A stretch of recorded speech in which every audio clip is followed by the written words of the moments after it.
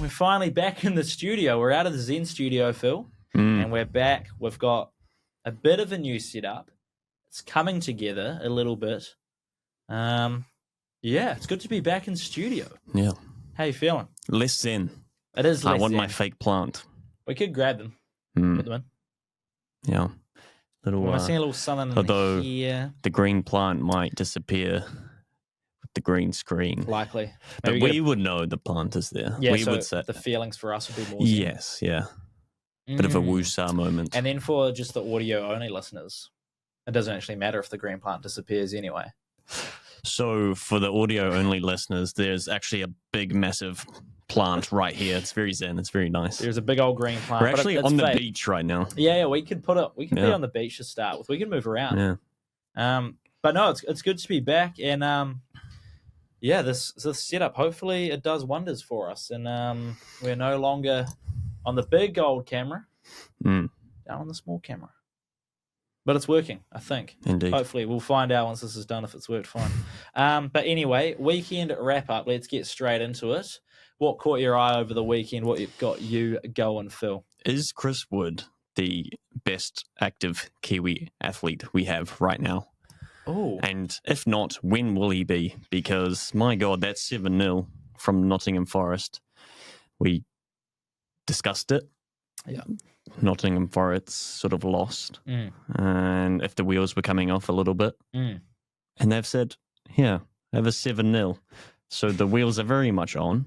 Yeah. Chris Wood's wheels are very much on with a nice hat trick. Yep. A clear statement from Forest. So they have not been derailed. They have, in fact, got back on the rail and are still going straight, still on third. Chris Wood hat trick. Is he what was your question? Is he the most dominant active Kiwi athlete at the moment? No, is he the best Kiwi athlete that is active that we have right now? Yeah. Is he, I don't want to say like a star man, but he's obviously amongst the Kiwi athletes that are active. We've got some pretty high performing ones.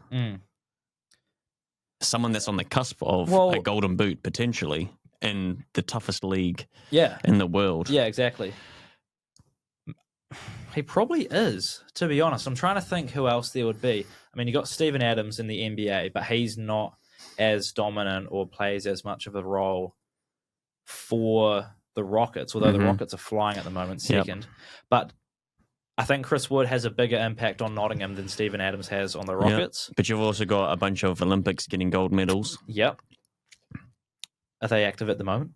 I guess they're still so. active, just doing like national comps and stuff now because Olympics is only every 4 years. So, who else have you got? I mean, you've got all the rugby players. Yep. But I mean, doing it on the world stage is probably the hardest league if you're doing it for the All Blacks. But I think for Chris Wood, consistently scoring goals, like you said, in terms of individual stats, he's got to be in up the there. Golden Boot race in the Premier League.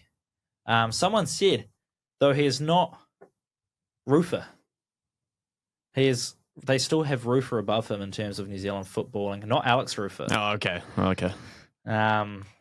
And if he's not above Rufer yet, it's just a matter of when he does. I probably have him above Rufer at the moment, Woodsy.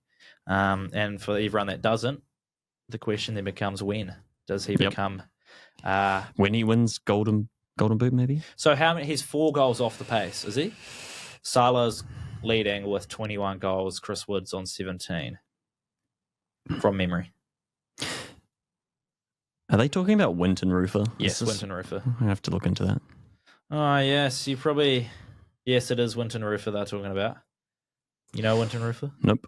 Okay, so Chris Wood is a bit beyond our time. If you look at the goals this season, Mo Salah, 21. Haaland, 19. And then it's Isaac, Chris Wood, both on 17. Yeah. Cole Palmer and Bomo sitting at 14. Yeah. So 4 goals off the pace. Yep. But it is hard when Liverpool are continuously gifted very soft penalties we'll get to catch up to Mo Salah. No doubt we'll get but to it's that. possible. Yeah, okay. So that's a good top moment. What else you got? Oh, we're doing top moments? Well, from the weekend. Nottingham Forest 7-0, Chris Wood hat-trick. Yes, Yeah. number one. Number two, Nadal Moreno. I did a little betting on the weekend, right before the game started, actually. I saw Moreno got the start, got the nod, and he scored within the first 10 minutes. And AFC got the win over MacArthur. Very nice. Yep. They stick at the top of the table. And then Man City losing is always great. It's always a highlight for me. Yes. Anytime Man City lose, I go, stay humble, eh? Even better when they lose 5-1.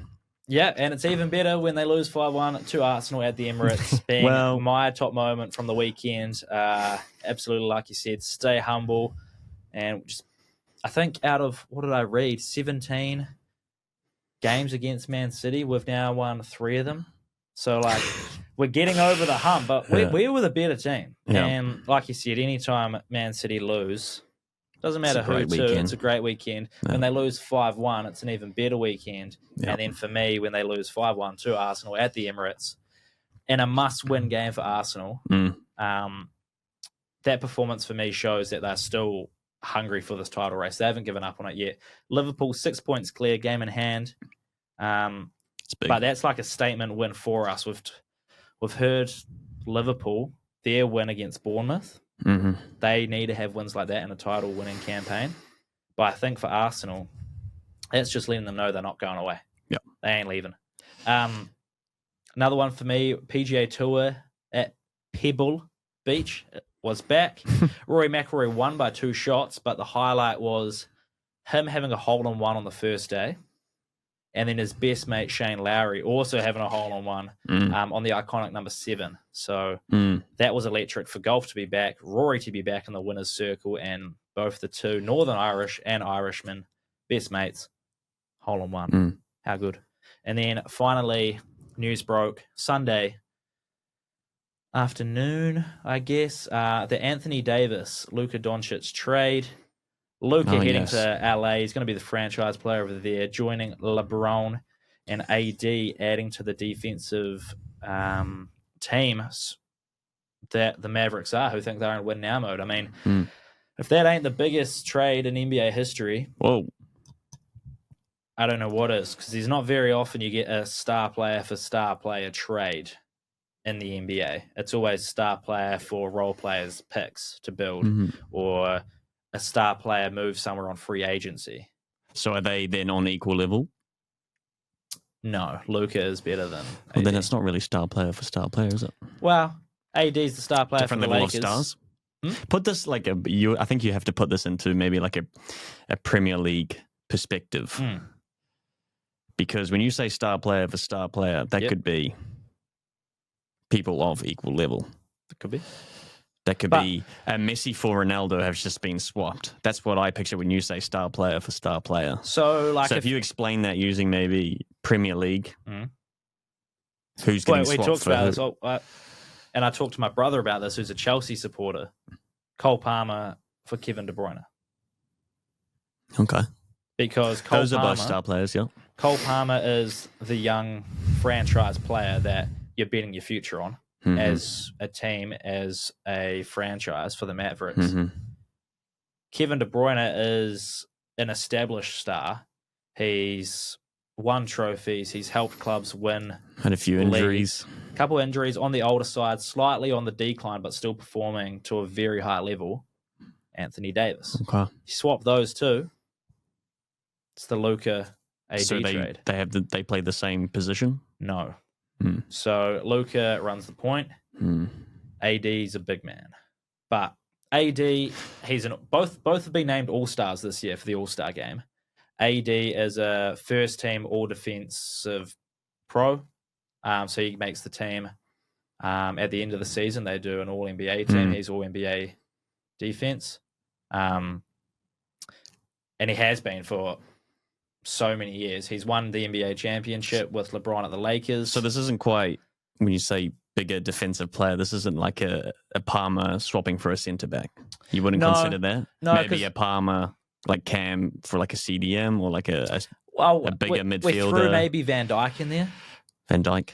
Potentially. But not quite Sergio Ramos age. Nah, because Sergio Ramos I don't think is as a dominant force as he He's once still was. not at the top. AD No. is still an all-star. He's still at the peak of his powers. Maybe not quite peak of his powers, but just about there. It is interesting. But it's blockbuster for sure. And what makes it even better, and a little something a dig at football, is Fabrizio. He releases everything before they're announced, right? If there's a transfer, if there's a new contract signed, we know about it 4 hours or even 24 hours before the deal's actually done. The reason this was so monumental is because nobody knew about this. Mm. And it's come out today or yesterday that this deal had been going in the works for 3.5 weeks. And there's been no leaks, no nothing. No one knew Luka was up for sale. No one knew the Lakers would be wanting to give up AD.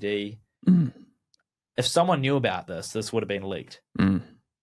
If someone knew about it in the football world, if Cole Palmer and De Bruyne were switching in the football world, Fabrizio would let you know before it's happened. He would know. Which almost ruins the excitement of it. Where this is a surprise to everyone. I mean, Shams, the guy that leaked it on, or announced it on X, everyone thought he was hacked. The whole sporting world in America reacted to Shams has been hacked. What's going on? At least if the hacker, make it a realistic trade. This NBA 2K, the game, doesn't even let you do this trade. That's how ridiculous it is. So everyone was shocked, everyone was surprised, and Shams had to come out and say, no, I've not been hacked. This is legit. And it just makes it even more wild.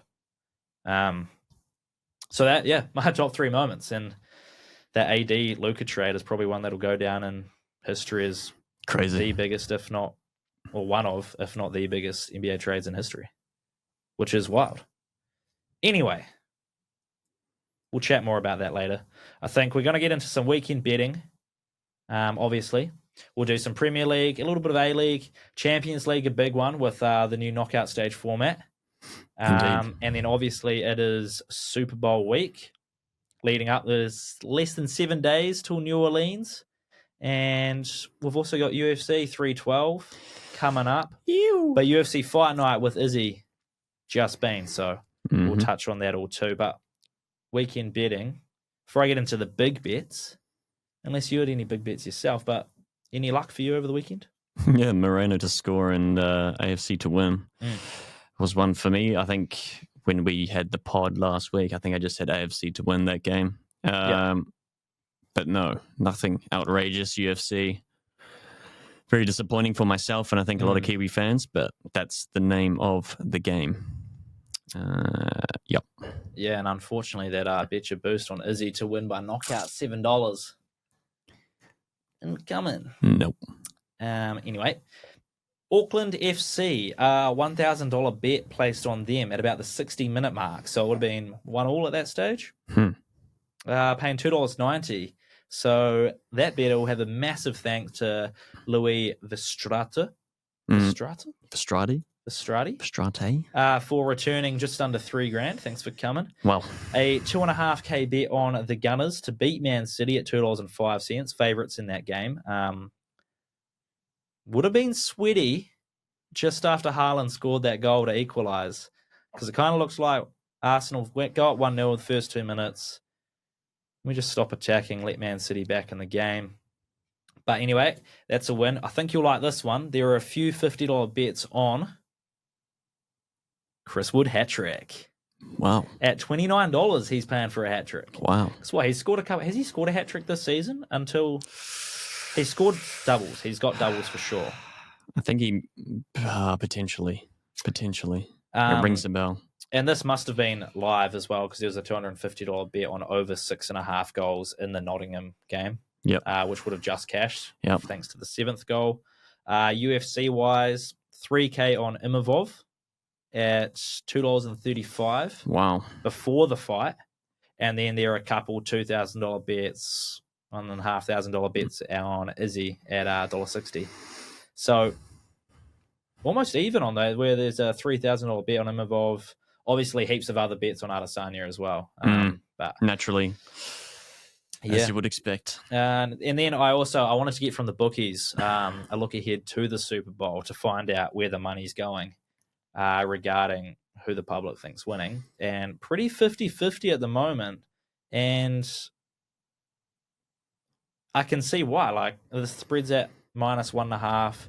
Chiefs are slight favourites. They've got a better record over the Eagles in playoffs in Super Bowl. They've obviously beaten them Super Bowl 57. So, but lots of people are wanting the Eagles to win. So I'm not surprised to see it about 50-50. Some player props. Mahomes, best backed for MVP so far. Kareem Hunt, the running back. He's the best backed anytime touchdown scorer for the Chiefs. Over Saquon Barkley, which is interesting. I mean, Saquon Barkley's going to score. But value, $1.50, I think, to score. So we shall see. I guess we'll get more for Thursday's pod on what's happening in the Super Bowl closer to the time. But that takes up the weekend betting. I didn't get much myself. I was going to bet on Izzy. I woke up 2 minutes before his fight, went to get on the Betcha Boost, and the event closed, thankfully. So I didn't lose my money on that. Well, you're very lucky. Very, very lucky. Yeah, but otherwise... Could have gone the other way. You never know. Then you would have been, definitely could have. Then you would have been steaming. Do you want to talk about UFC first then, or should we get into the football?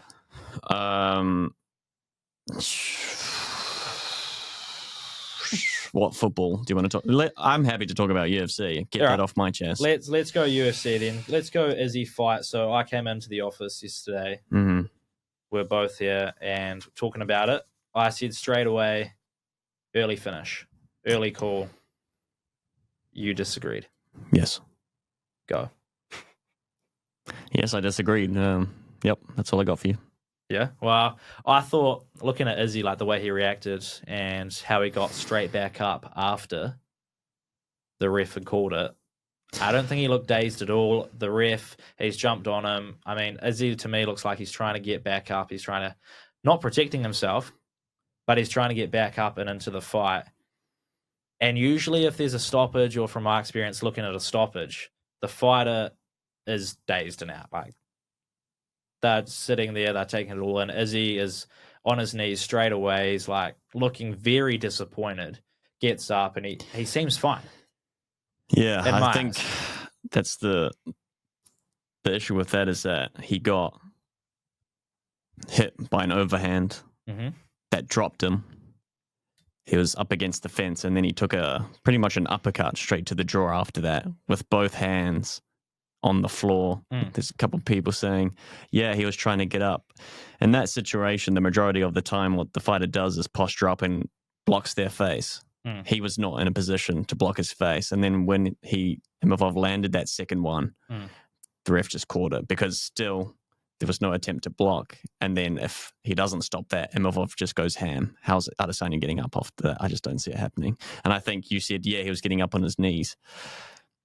He was up on his knees because he was disappointed that he lost and he got caught. I don't think it was 100%. But I think he also looked disappointed that, like, he had his hands up like this. Like, why is that a stoppage? Like, what's going on? Yeah, I'm not so sure about that. And I think you even said afterwards that Adesanya feels like it was a good stoppage. The refs have a job to stop the brain damage. Obviously, a fighter in any fighting situation wants to go till they get absolutely knocked out, but refs have a job to it's kill or be killed in there. Exactly. So I don't think it was an early stoppage, certainly upon watching it at the time and certainly watching the highlights. I think I've seen far, far worse stoppages than that one. So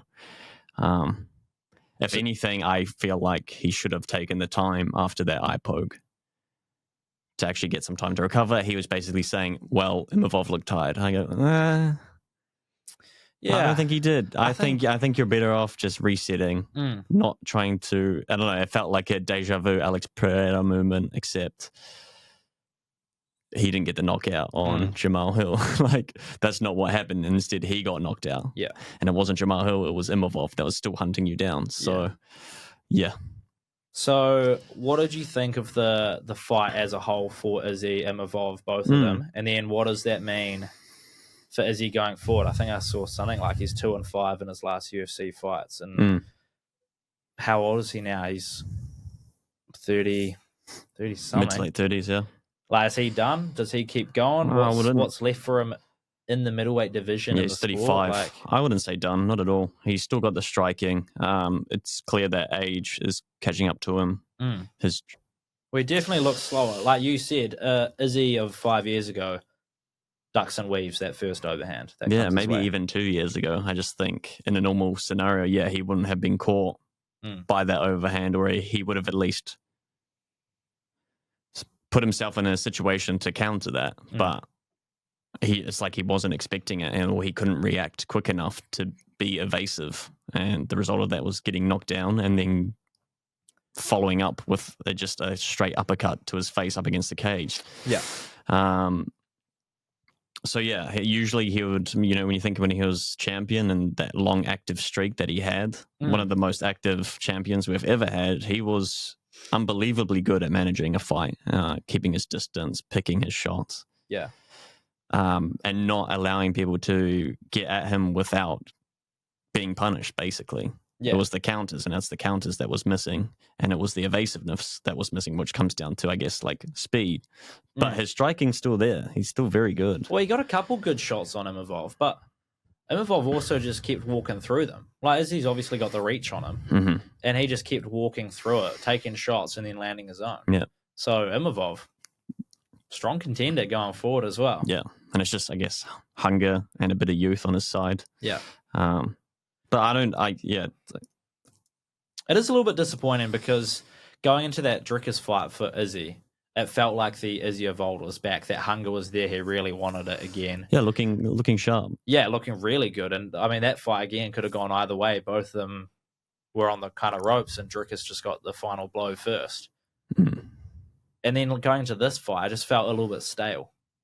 Like, I don't know. I just felt like, does he still want it? Is he in the fight game again is it just because he's just doing it, Or is there actually motivation behind him wanting to get back to being the champ? I don't think you hit your peak twice. So I don't think being the champ is a situation for him. I think he still wants to do well and still be dominant.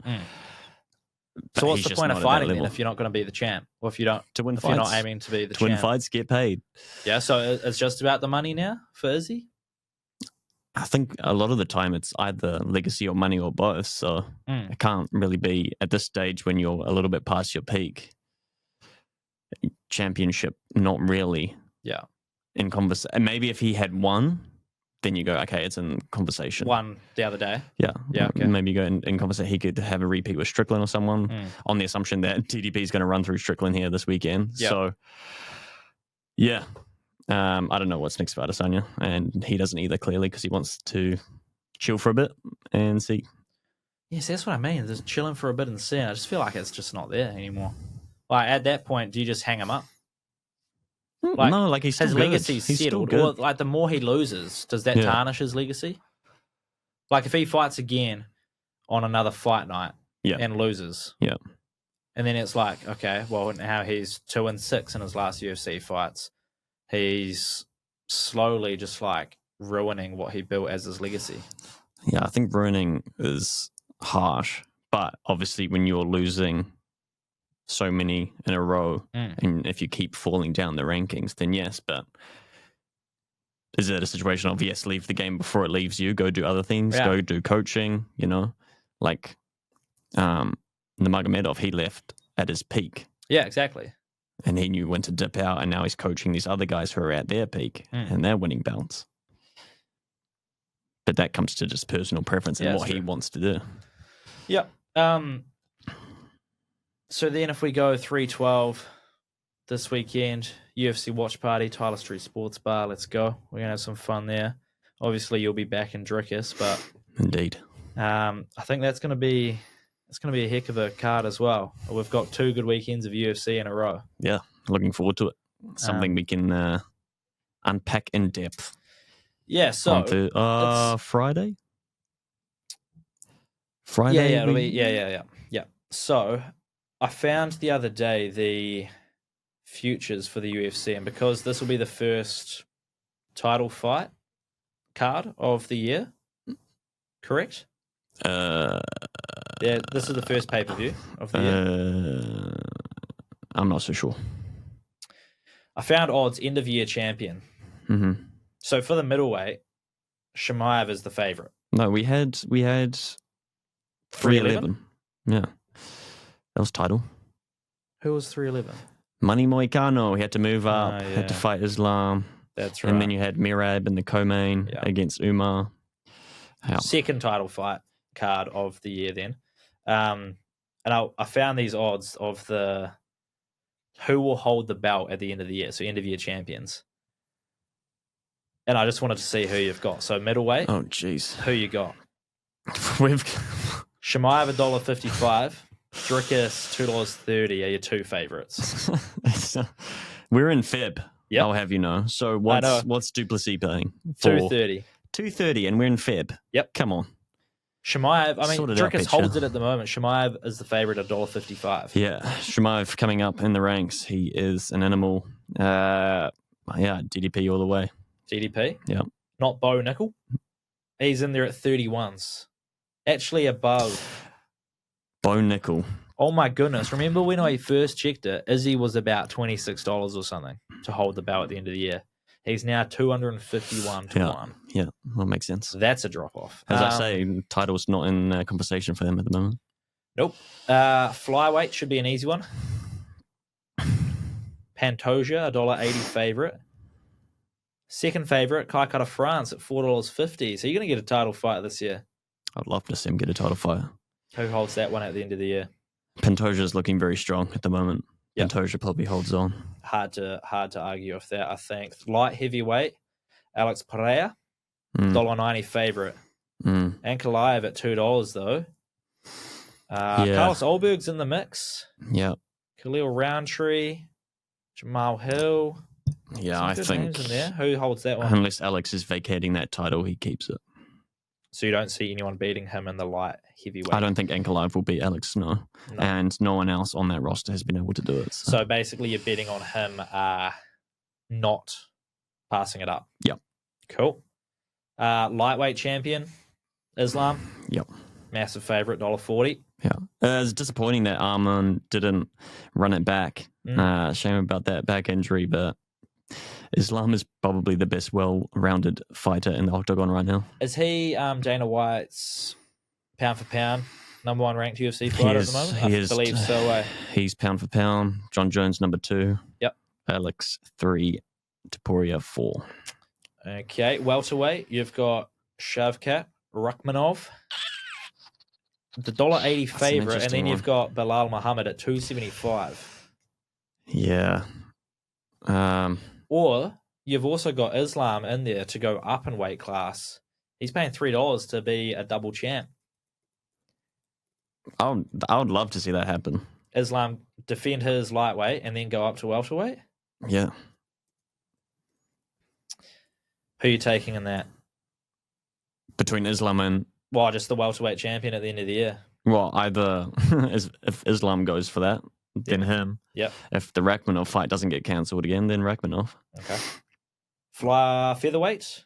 Ilya Tupuria, Volkanovski, Diego Lopez. Diego Lopez is super exciting. I don't think he's technical enough to challenge Tupuria for that belt at the moment. Nah. So Tupuria holds on to that. Merab in the bantamweight. Yeah. I don't think there's any argument there. Unless Sean O'Malley. I mean, ahead of the fight in Jan against Umar, I thought he was at risk, but he's looking very well-rounded. Actually getting some strikes in too. Looking very strong, and his cardio is unmatched.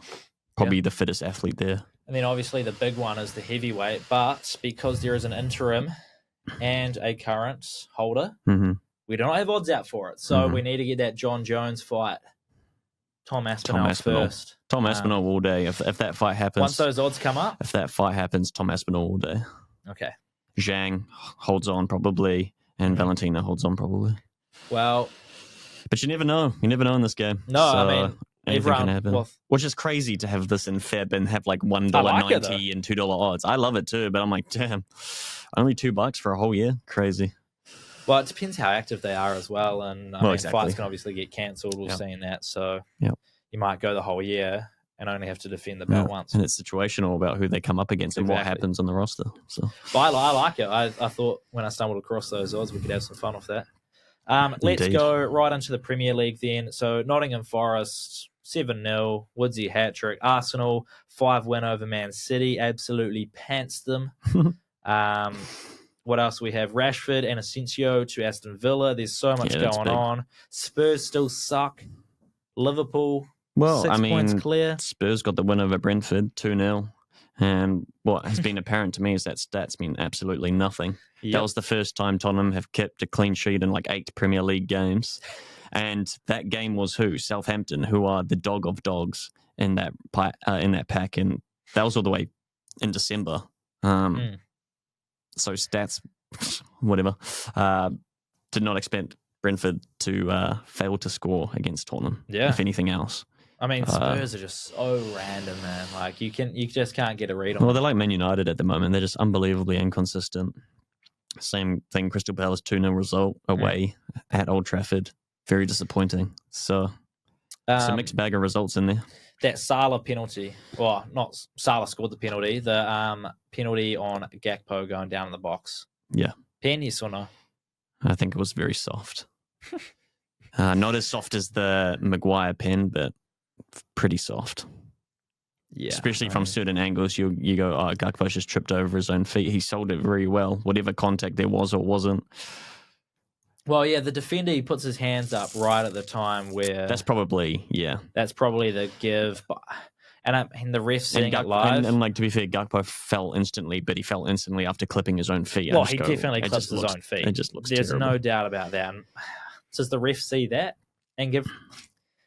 Like, if the ref just sees him tripping over himself, I don't think he gives that penalty. I've seen worse that haven't been given, you know? 100%. So to see that, it's just a little bit disappointing and soft, but we've seen a few soft penalties this season. So. And I mean, in terms of Liverpool, their first goal of the game kind of swung the momentum their way. It was very much in the balance up until then, and even still in the balance. So on another day, Bournemouth, they're putting 2 or 3 goals away, so it's just an unfortunate result for them. And then also one we, weirdly enough, touched on last week was the Lewis Scully red card getting overturned. Yeah. And then him not having to serve a 3-match ban. So he's able to play against City. And he's making his mark. He's not scored a Premier League goal until this game against Man City. Luckily, I think, for controversial reasons, it wasn't a winning goal, or it wasn't to put us up 2-1 and win the game for us, because then he might have heard more about it. But scores his first goal in a game that he potentially could have been banned in. Do you know what he was paying for that? To score? No. Do you have it? Nope. I reckon he would have been closer around like $8 to score. Yeah.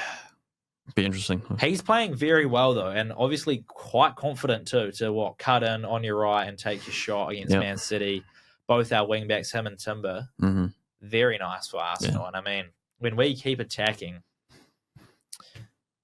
we showed what we can do. And it, like I said at the start, it's a statement performance. When we went up 1-0, we kind of just held back a little bit and didn't keep pressing on.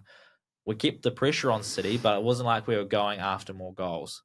City score, all right, 1-1, we got to go score again. You got woken up a little bit. Turn it up again. So as long as Arsenal can keep that hunger mentality of let's not go up 1 or 2-0 and just park the bus, time waste. Let's go score 6 goals every game. Yeah. Because that's when they're playing their best football. And I mean, if you can do it against Man City, they've struggled. They haven't been able to control the ball. And yes, they're probably ruining themselves, Man City. I mean, the John Stones pass, that era led to the Odegaard goal in the second minute. Phil Foden's pass in their own third, leading to Thomas Partey's goal. They're the detriment of their own demise in that game, I believe. But Arsenal, there to pick it up. Kai Havertz, did you see his miss? I did not see his miss. Spot on the penalty spot. Has time. I think that's his issue. He's got time to think about what he wants to do. Open goal, just the keeper to beat. Can put it anywhere you want, and he puts it wide. But then he scores a good goal in the second half where it's just reactive, it's instinctive, and he gets it on his left, bends it in. Probably about as good as a finish you could get from that angle. So he's got it in him when it's reactive and instinctive, but he's not a striker that likes time to think about what he's trying to do. Yeah.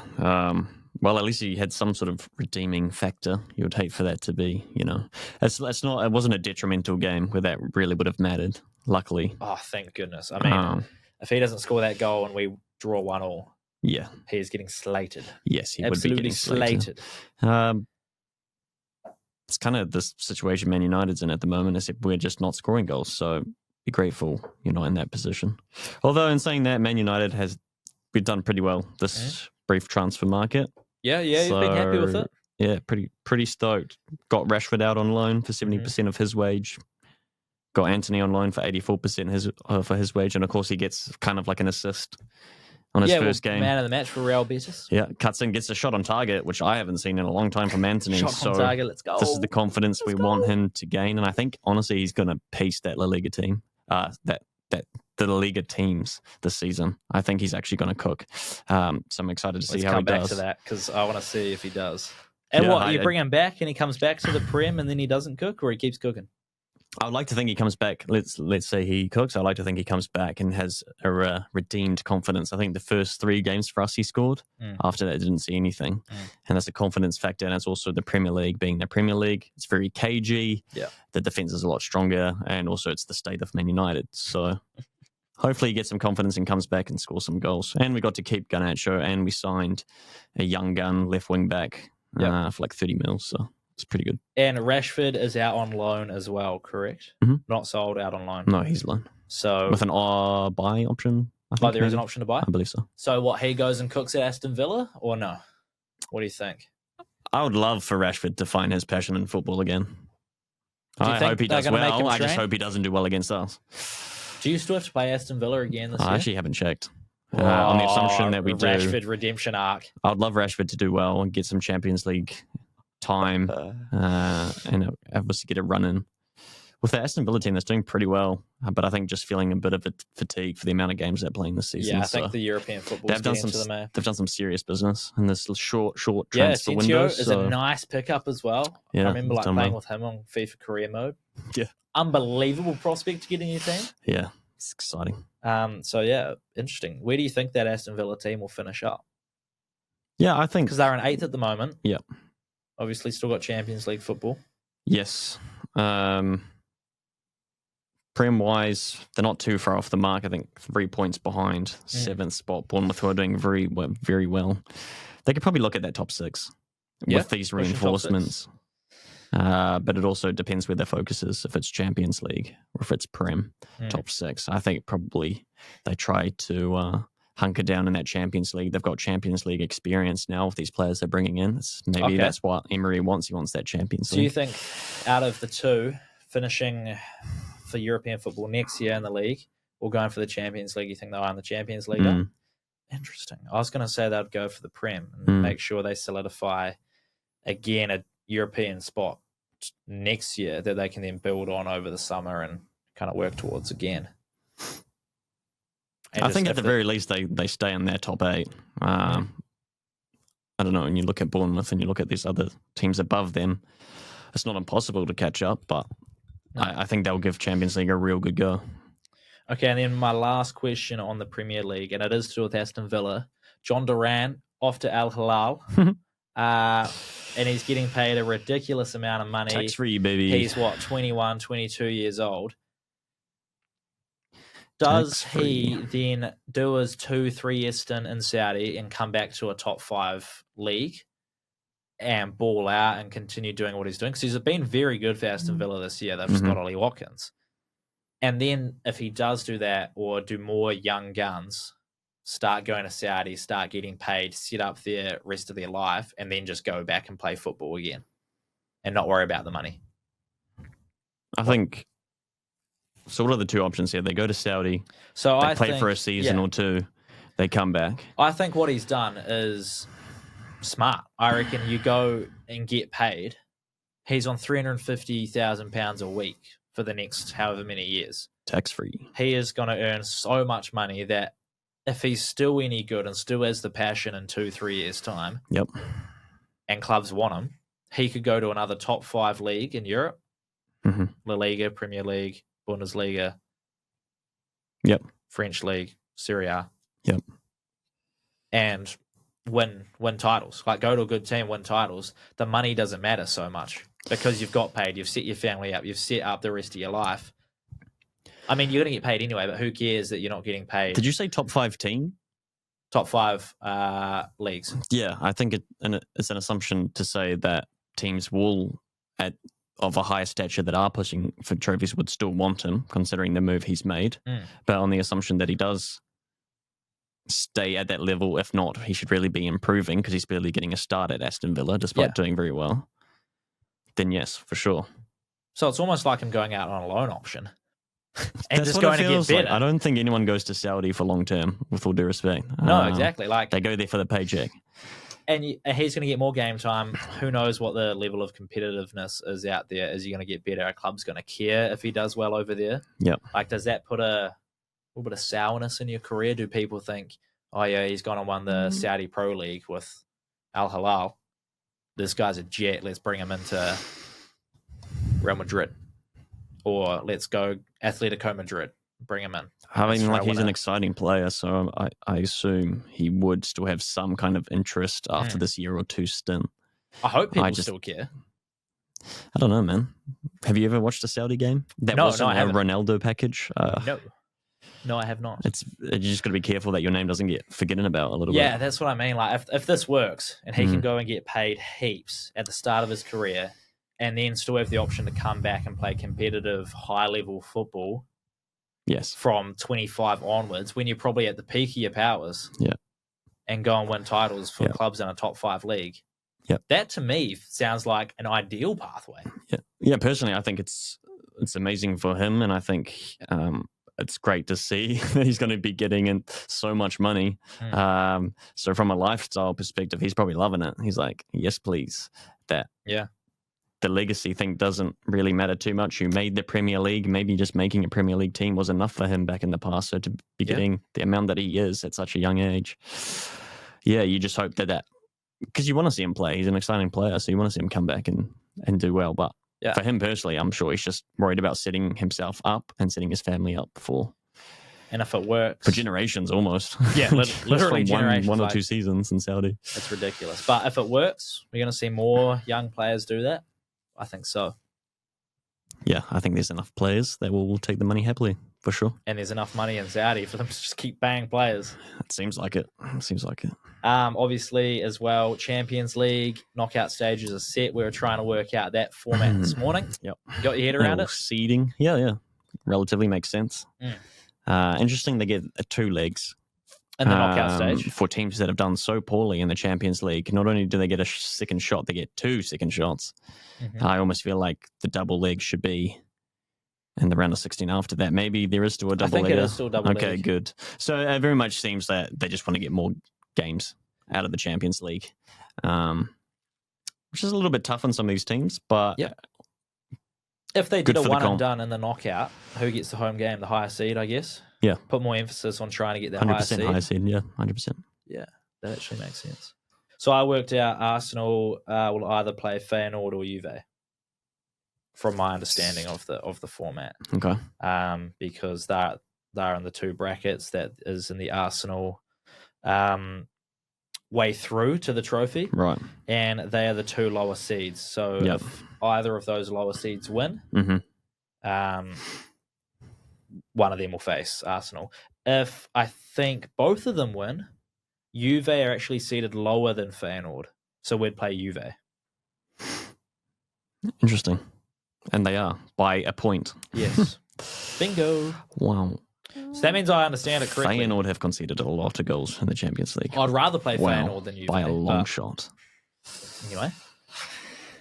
Still decent. Yeah. I think Man City, Real Madrid is obviously the big one of the knockout stage. One of them will be going through. One of them will be going home. I don't know who they would play if they go through, but there's also Bayern Munich in that bracket as well.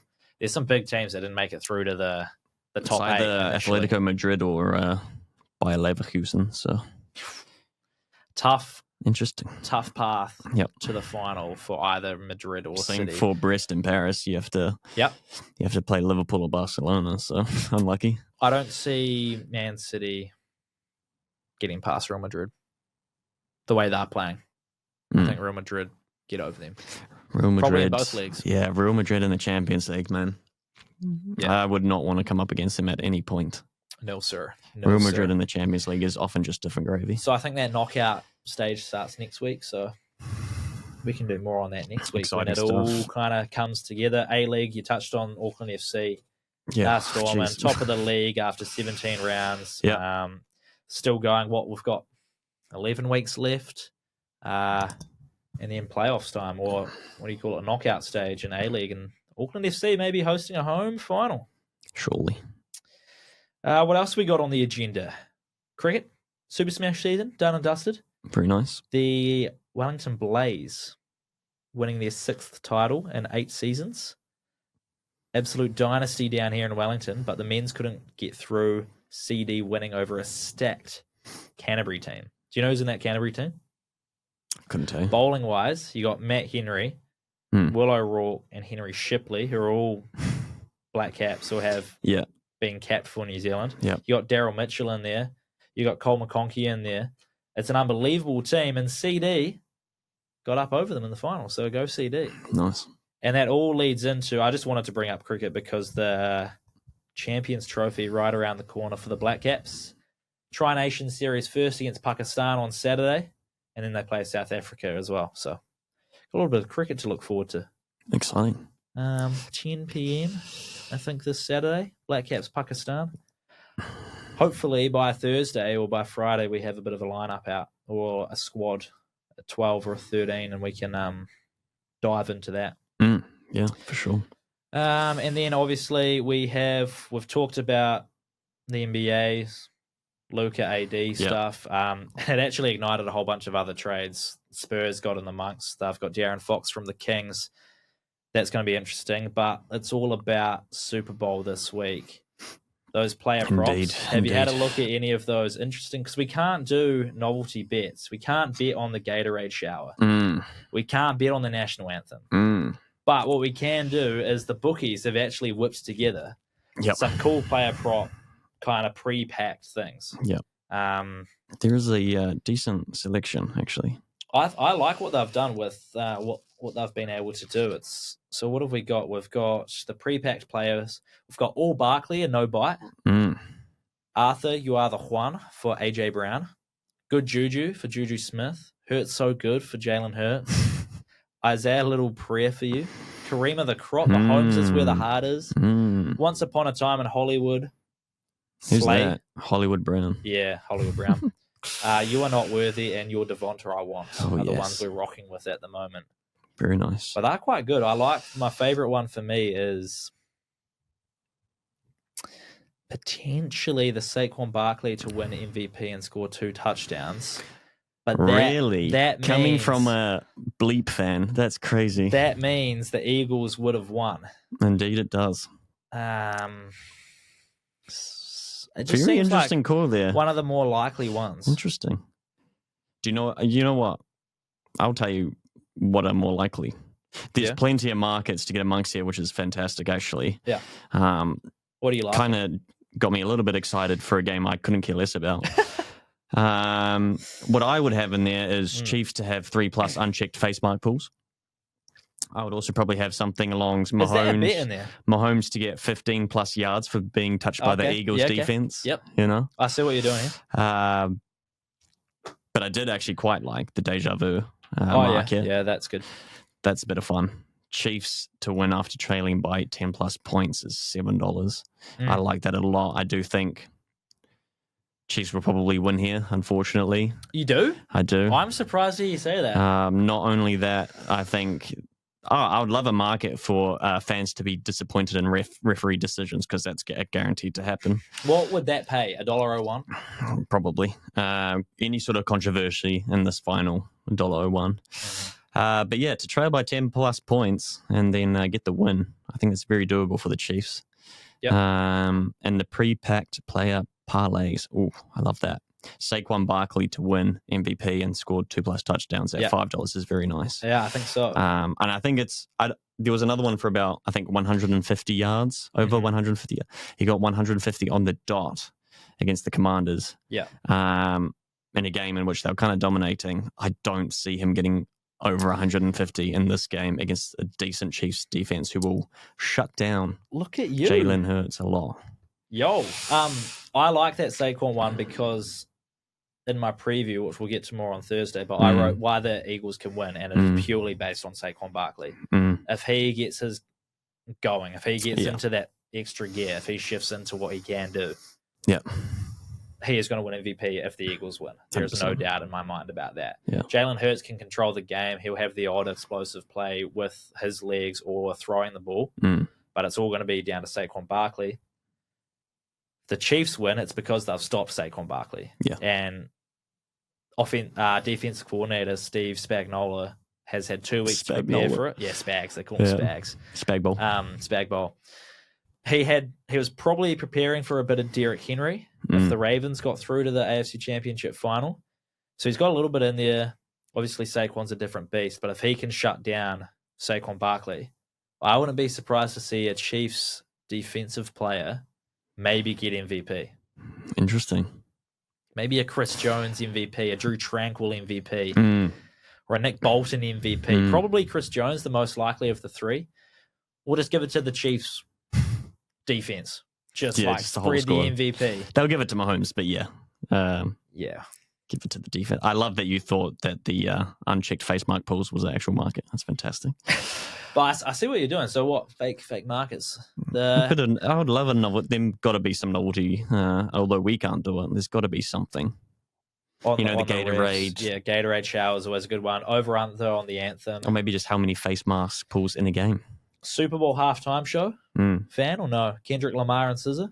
I'm actually excited to see some American ads, hopefully. And, some Kendrick Lamar has won now, 22 Grammys after this past weekend? So yes, he won racking them up. He won it with Not Like Us. Artist of the Year, Rap Performance of the Year, something. He cleaned up. Album. He dominated. He absolutely cleaned up. Unlucky Drake. So the American ads, obviously, there's going to be this promo from Betcha. You place any bet on the Super Bowl and you get DAZN's NFL Game Pass. Fantastic. Which includes those American ads. Fantastic. Well, normally you would search that up on YouTube afterwards anyway, wouldn't you? Looking at the American.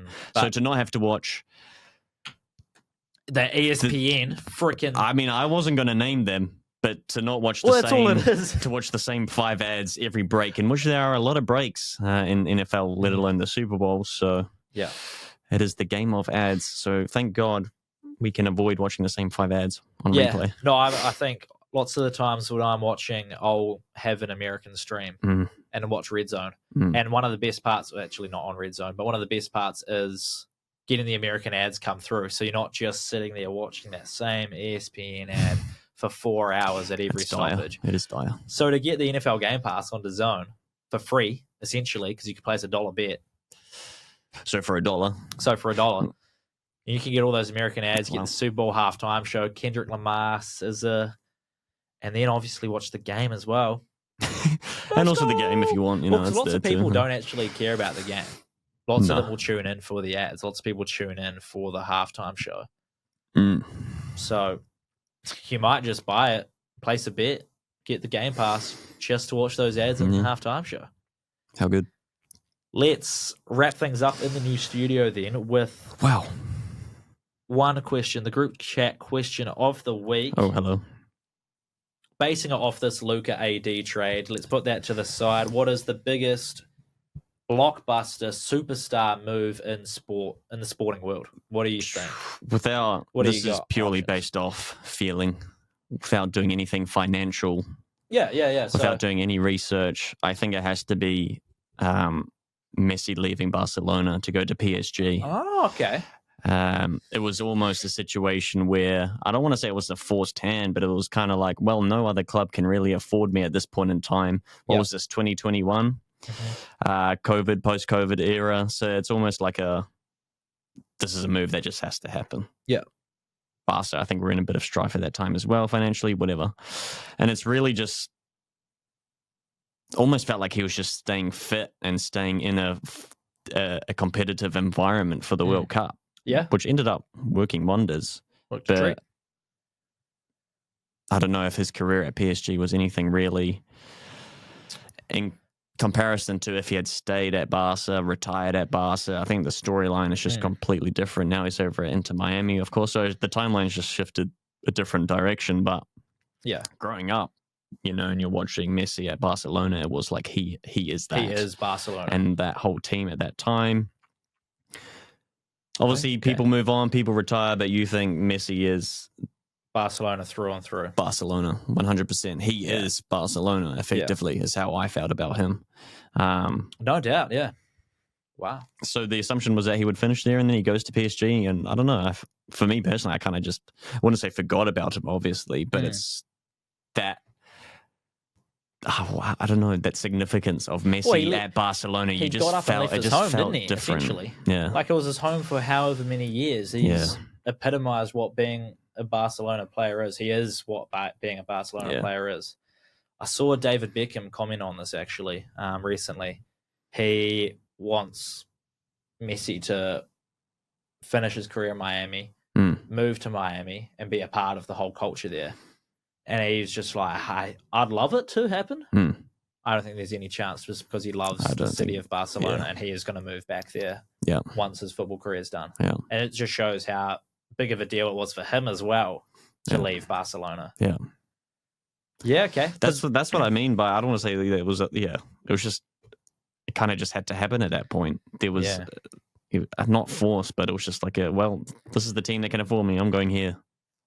There was a lot of build-up around that as well. Do you reckon it would have been more shocking if it just came out of thin air and it was just like, right, Messi to PSG? Yeah, 100%. I think the shock factor, it's, crazy. So I had Neymar to from Barcelona to PSG as like the example, as a massive thing that kind of,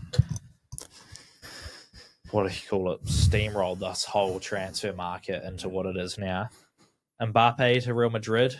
I was trying to think of like other sporting instances. Obviously, there's a few big ones in basketball. LeBron to Miami Heat. Of Ronaldo to Al Nassr. Would that be a big one? From Madrid? Oh, no, from Man United? No, I don't think so. Not up there? Ardi to Moana Pacifica? Financially, yes, massive. In terms of big events, anyone going to the Saudi League, I just go, yeah, not it's worried like about. Players going to Turkey. It's like, What about Ardi to Moana Pacifica? Huge. Yeah. Massive. I think that's Link going to be up one with of the the big brother. ones. This is like, I don't know, the good thing about Messi going to PSG, it was like you had this weird multiverse of Sergio Ramos, him, and then like Neymar or whatever, and you're like, he's playing with some very interesting characters that you wouldn't think Messi would fit into. It was like this is where PSG had all the money and they were like the expensive club, But yeah, I think it's good for Moana Pacifica, talking about Ardi Savia. I like watching them. I really do enjoy. And I think they're Pacifica? A really good squad. Yeah. Put up some solid numbers in the preseason again. Was it Highlanders? Can't quite remember. But I'm looking forward to it. I'd love to see them get their home games. And he's also been announced as captain. I don't know if you... Oh, really? Yeah. Yo. Just this morning or yesterday afternoon. Oh, true. I mean, it makes sense. Of course. Leader on and off the field. Indeed. They need to get their home games somewhere in the Pacific because Fiji and Drua get a massive advantage having their home games in Fiji. Yeah. If Moana Pacifica can have their home games somewhere in the Pacific. That's not Auckland. I reckon you'd just start seeing them win more games. I was trying to think like any NRL big moves. Back in Super Rugby, Bowden Barrett to the Blues, maybe. But like, that's only because his wife wanted to move to Auckland, so he moved to Auckland. Maybe when like a SBW came across. What about the SBW to the Roosters? From Union, going to the Roosters? Nah? Yeah. You know what? Joey Manu going to Union over in Japan was pretty significant. Does that line him up for a future All Black jersey at some point? Yeah, run the cutter at 12 or 13. Some interesting angles there. Maybe. That could be a big one if he does end up coming and playing for the All Blacks. Roger Tuivasa-Sheck coming from the Warriors to the Blues to the All Blacks back to the Warriors. I like him back at the Warriors very much. Yeah. But that was pretty monumental. That was a big talking point for a long time because obviously he didn't have as much of an impact as everyone thought he would. In Union. But well, that was a mirror of a SBW sort of move. Yeah. SBW's time at the Chiefs was peak. SBW to boxing. Jake Paul from YouTube to boxing. Oh yeah, massive. I mean, yeah. Well, that's not really a move. I think it was Conor McGregor's first fight into the boxing realm of many. Oh, yeah. Who was it? Floyd Mayweather. That whole thing was crazy. Yeah, okay. At the time, that was like peak. Conor McGregor going to verse whatever 49-0, whatever it was at that time. Floyd Mayweather in the boxing. That whole like build up to that fight was crazy. That's a good one. That's a blockbuster. That is pretty thing. Monumental because that has shaped a whole If it was to happen bunch now, no, I don't think a lot of people would care. But at that time and that time of his career and whatever, it was crazy. And in the combat sport landscape, it was massive. Yeah, okay, that's a good one to finish on. Yeah, I reckon that. Yeah, apart from some of those like your Messi to PSG or this Luka AD trade. Just one of the biggest sporting moves. McGregor going to fight Floyd Mayweather in the boxing ring. Yeah, crazy. I like it. Let's finish there. We'll be back on Thursday, Friday to unpack the Super Bowl closer to the time. Have a look at what's going on the weekend. A bit of Champions Trophy cricket. Hopefully, you'll learn about our picks last week, how they went. Not so good, but hopefully we'll get some winners back on track. And we'll see you then. Thanks for listening. Catch up.